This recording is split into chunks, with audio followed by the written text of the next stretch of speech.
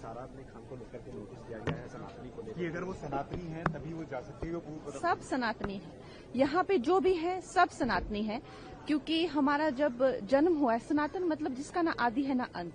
सारे रिलीजन 1000-1500 साल पुराने हैं, सनातन ही है जो सत्य है, तो वो भी सनातनी ही है। अब उनको लिखने में, सत्य लिखने में क्या घबराहट, लिख दीजिए। मैम, जिस तरह से ब्यूरोक्रेट्स ने एक लेटर लिखा और उसमें ये कहा कि राहुल गांधी का जो आचरण है, जो एटीट्यूड है पार्लियामेंट में, वो सही है, उस पर क्या कहेंगे? हाँ बिल्कुल, हम महिलाओं को बहुत ज्यादा उनको देखकर जो है अनकंफर्टेबल भी फील होता है, क्योंकि एकदम जैसे टपोरी की तरह वो आते हैं और किसी को भी तू ऐसे करके तू तड़ाक करते हैं। ऐसे कोई इंटरव्यू दे रहा हो तो उनको वो एक तरह शूटिंग कॉल्स करते हैं, आजा आजा मेरे साथ, तो I am telling you it is very uncomfortable the way he conducts himself. He should see his sister.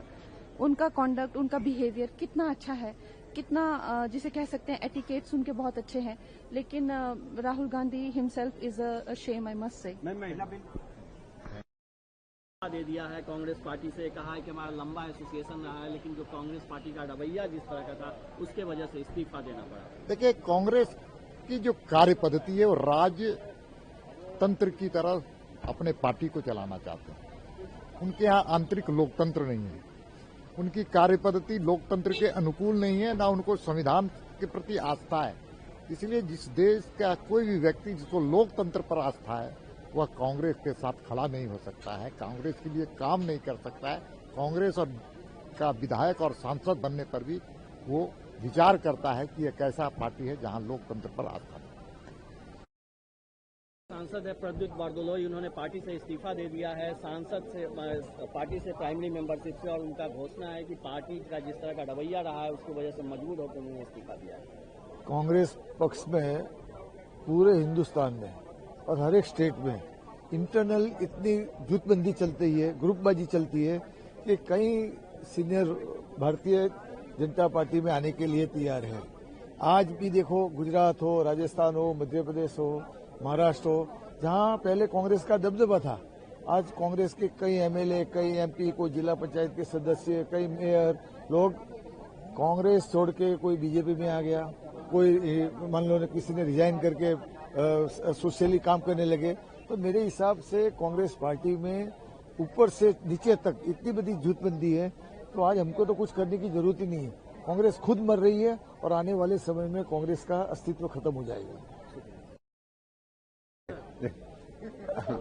Congress party में इस्तीफा का दौर चल रहा है। असम कांग्रेस से सांसद हैं, असम से प्रद्युत बारदोलोई, उन्होंने पार्टी से इस्तीफा दे दिया है, कहा कांग्रेस पार्टी का रवैया ठीक नहीं है।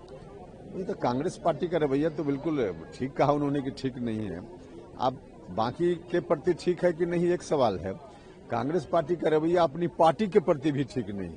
आप देख सकते हैं बिहार में लगभग 2 महीने हो गए विधानसभा चुनाव हुए और अभी तक न तो वहां कोई विधायक दल का नेता बना, न कोई सचेतक बना। ये कैसी पार्टी चल रही है? तो रवैया तो स्पष्ट है। अब इस तरह की स्थिति में कौन कांग्रेस पार्टी के साथ रहेगा, जो दिख रहा है। लेकिन बिहार में जो आप लोग जीते हैं उसमें भी तो कांग्रेस पार्टी का योगदान है, 3 विधायक तो नहीं आए। नहीं, कांग्रेस पार्टी का कोई योगदान नहीं है उसमें। अब उनके विधायक उनके साथ नहीं रहना चाहते हैं तो वह उनका मामला है, और उन लोगों ने कोई वोट हमको दिया ऐसा नहीं है। वोट में नहीं आए, अब क्यों नहीं आए, कैसे नहीं आए, कांग्रेस पार्टी जवाब देगी।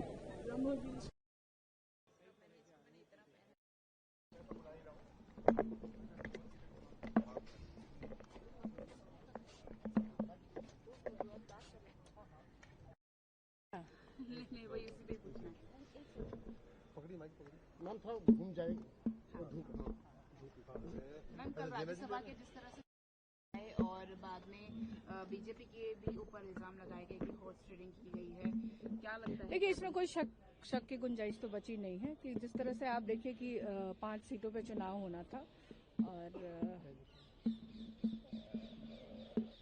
सीटें 5 थी और 6 कैंडिडेट्स थे, तो ये होना ही था। तो हमारे एक कैंडिडेट और कांग्रेस के 3 कैंडिडेट्स नहीं पहुंच पाए, जिन्होंने अपना वोट नहीं कास्ट किया।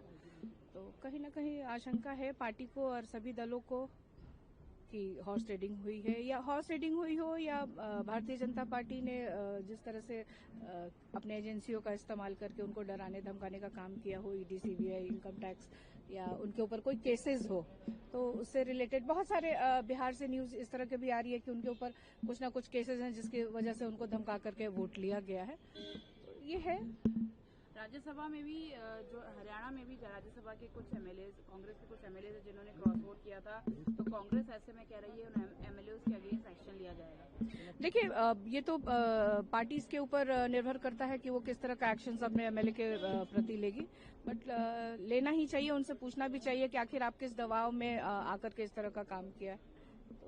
आखिरी सवाल, बंगाल में इलेक्शन है और 4 जगह पे भी इलेक्शन है। ममता बनर्जी का कहना है कि बंगाल में किसी भी तरह की अराजकता होती है या कुछ भी होता है तो उसके लिए बीजेपी और जो पोल बॉडीज हैं वो रिस्पॉन्सिबल होंगे। देखिए इस देश में अभी सत्ता में भारतीय जनता पार्टी है, तो अगर इस देश में किसी तरह की भी कोई भी घटना घटती है तो उसकी रिस्पॉन्सिबिलिटी भारतीय जनता पार्टी और हमारे प्रधानमंत्री नरेंद्र मोदी जी की बनती है।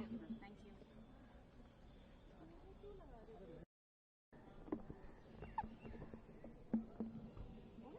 If you like this video, then like, share and subscribe to Mirror Now.